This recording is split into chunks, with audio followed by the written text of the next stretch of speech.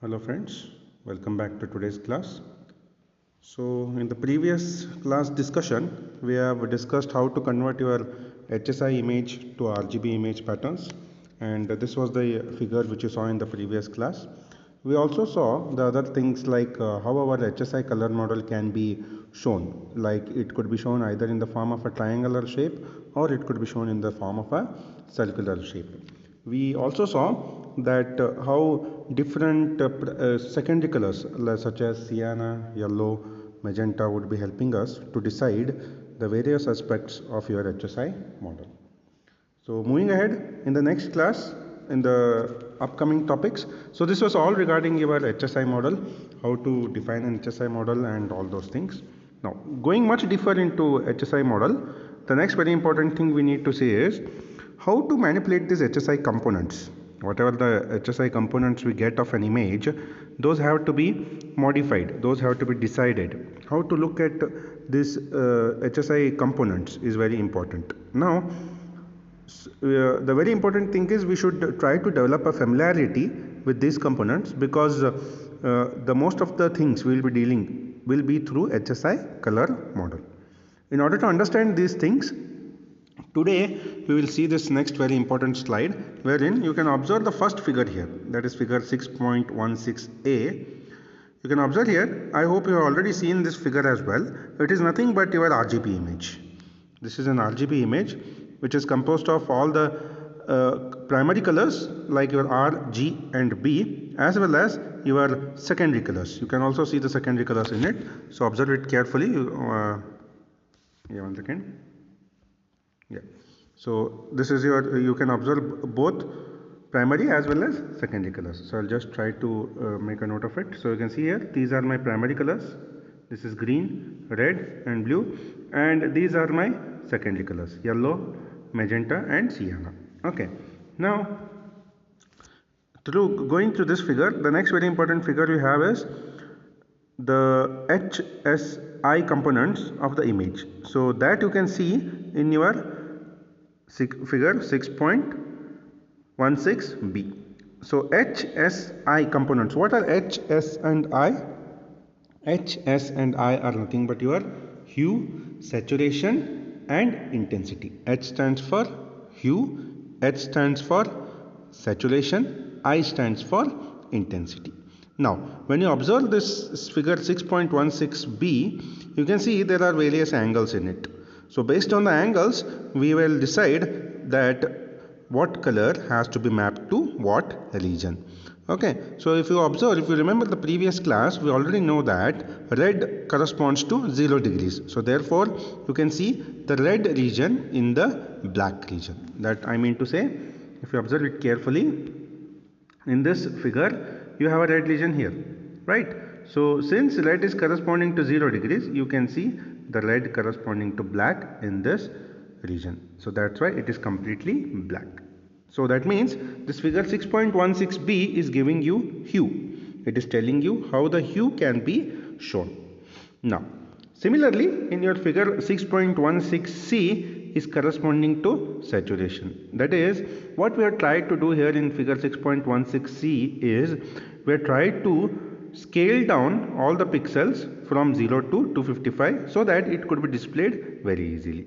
That's why you can see that there are only two colors majorly. One is black and another one is white. So that means what we have done here, all your 0 to 255 colors have been scaled down into two colors, into two regions only. One is 0 and another one is 1.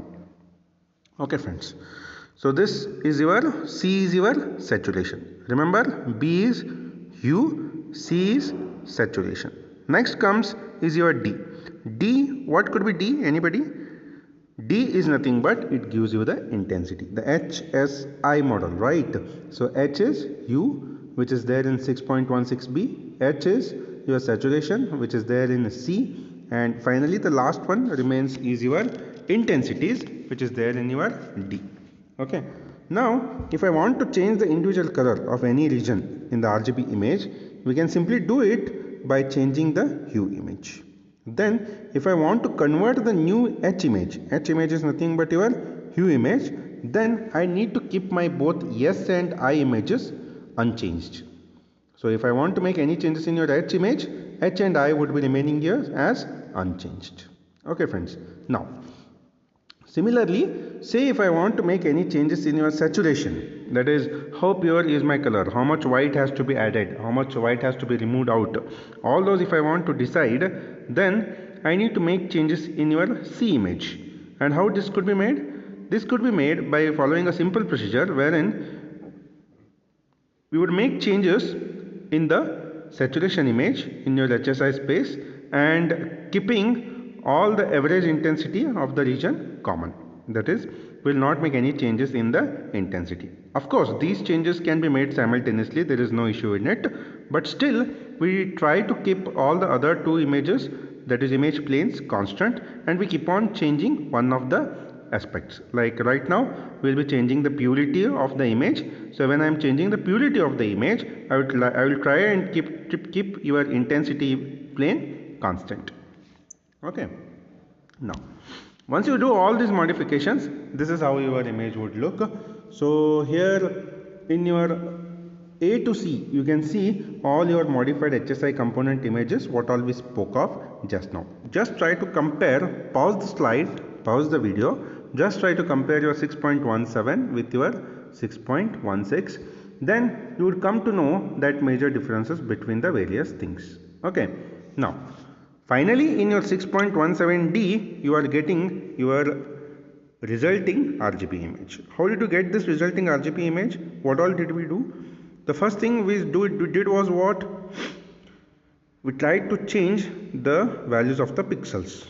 That is what we see in your 6.16p. Next, in your 6.17b, what did we do is, we tried to reduce the saturation by half. That is, the Sienna region has been reduced to half from 6.16c. So if you observe your C, 6.16c and your 6.17b, so this is your 6.16c, this is your 6.17b. So if you can observe it, all your Sienna regions has been reduced to half. Okay. Now moving ahead, the next very important thing is finally the last image, which is the resulting image, which is obtained by converting your HSI image back to RGB image. That is, we have got back your RGB image after doing all the modification. So as expected, we can see here all outer regions of the color are now red, right? So you can see all the outer regions of the circles are red and the Sienna region has almost diminished and the central region has become a grey rather than white. Earlier, if you observe the previous slide here, you can say it was a white color, the RGB, the first one. But here you can see in the last one it has turned into grey. And finally the central region, which has become grey rather than white, you can observe that. Now all these results whatever we have obtained are very simple and they show you the power of HSI color model by allowing independent color control. Which are the independent color control we did? Which is nothing but hue, saturation and intensity. Now this is very much important, friends. How did we come from HSI to RGB and RGB to HSI? Okay. So moving ahead, the next very important thing we have is your pseudocolor image processing. Okay. Okay. So the pseudocolor image processing is very important. We already spoken of this pseudocolor image processing in the previous class as well. So if you can recall what is pseudocolor image processing, just pause the video for a second and try to recall it, or you can get back to the previous videos and have a look at it. So what is this pseudocolor image processing? Why is this important? Pseudocolor image processing is basically important for all our human eye perception, you can say. Only human eye perception, if I want to do any human eye perception, then pseudocolor image becomes very much important. What is pseudocolor image processing? Pseudocolor is nothing but, the meaning of pseudo is nothing but false.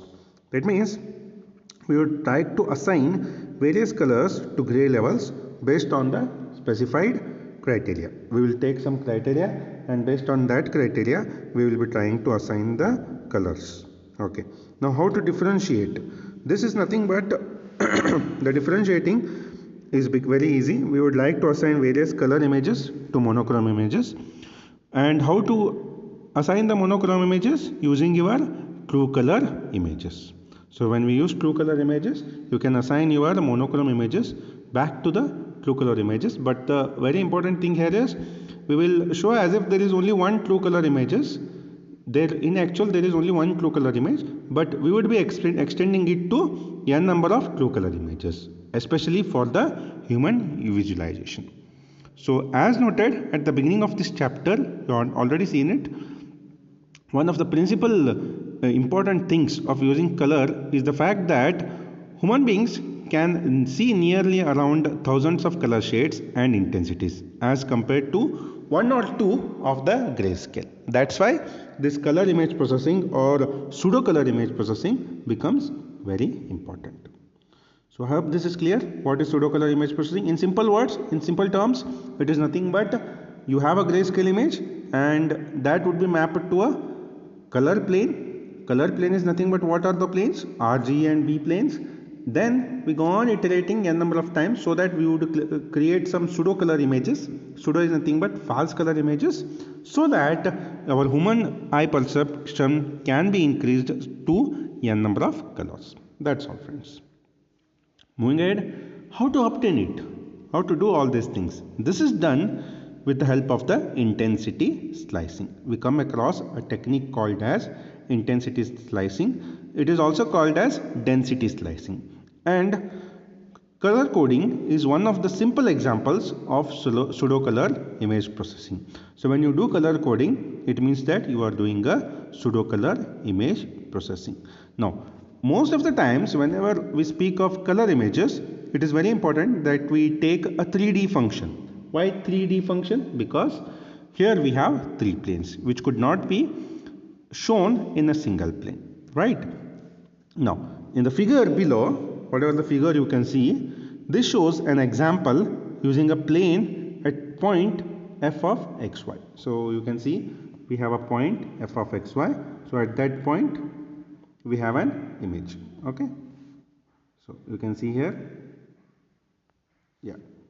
So we have taken a plane. So this is what is your plane. This plane f of xy is present, and which we have taken, which is equal to Li. So it has been assigned to Li. Here you can observe it has been assigned to Li.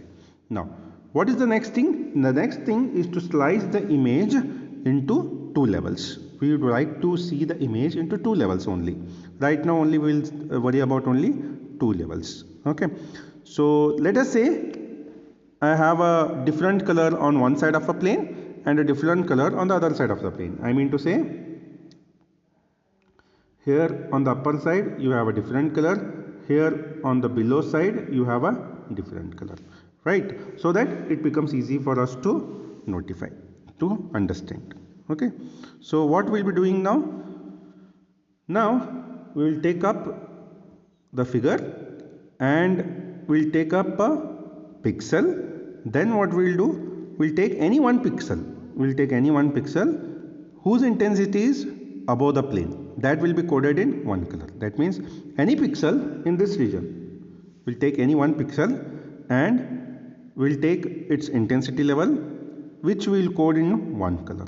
Similarly, we will take one pixel here in the below. We will take one pixel here in the below, and that will be coded into another level. So both the levels that lie on the plane itself may be assigned to two different colors.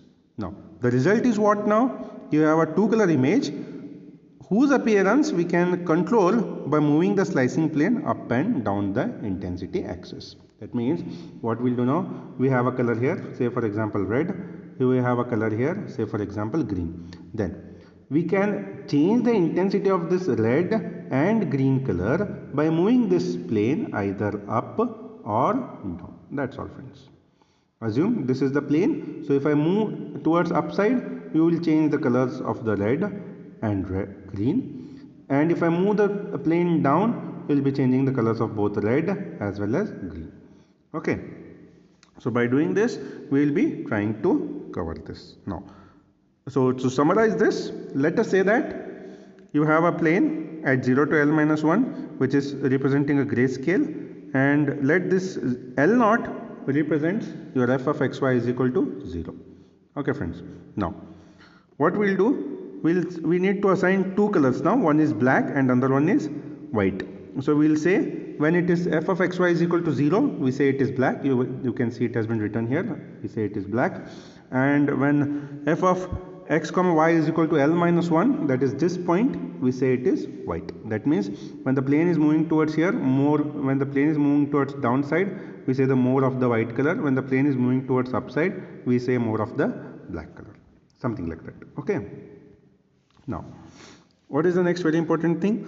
So say we have some p planes like this to the perpendicular axis, intensity axis, and each plane is defined at the levels L1, L2 and so on. Here you can see at present you can see only one plane. Let us assume like this you have more number of planes, n number of planes. Like say for example here I have one more plane, here I have one more plane, here I have one more plane. Like this you have LP planes. Here say the first plane you have is L1 and you have like this LP planes. Okay.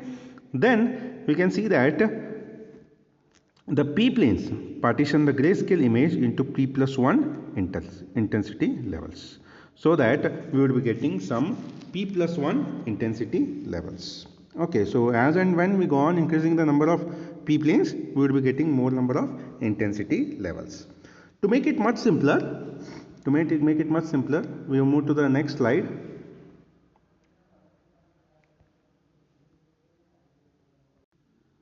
So in order to simplify this whole thing, we have just taken a two plane wherein you can see 0 to L1 would be one color and L1 to L minus 1 would be another color. So the idea behind this is nothing but to simplify the whole figure. So in this figure you can see wherein the mapping is same as your 6.18, but according to the mapping functions, the input intensity level is assigned to only two colors depending on whether it is above your Li or below your Li. When it is below the Li, we say it is a different color. When it is above the Li, we say it is another color. So this is all regarding your whole this thing, friends, intensity slicing. Intensity slicing is a very important topic. We have few examples on this intensity slicing which we will cover in the next class. Thank you for watching. We will again meet in the next class with few examples of your intensity slicing. Okay. Thank you.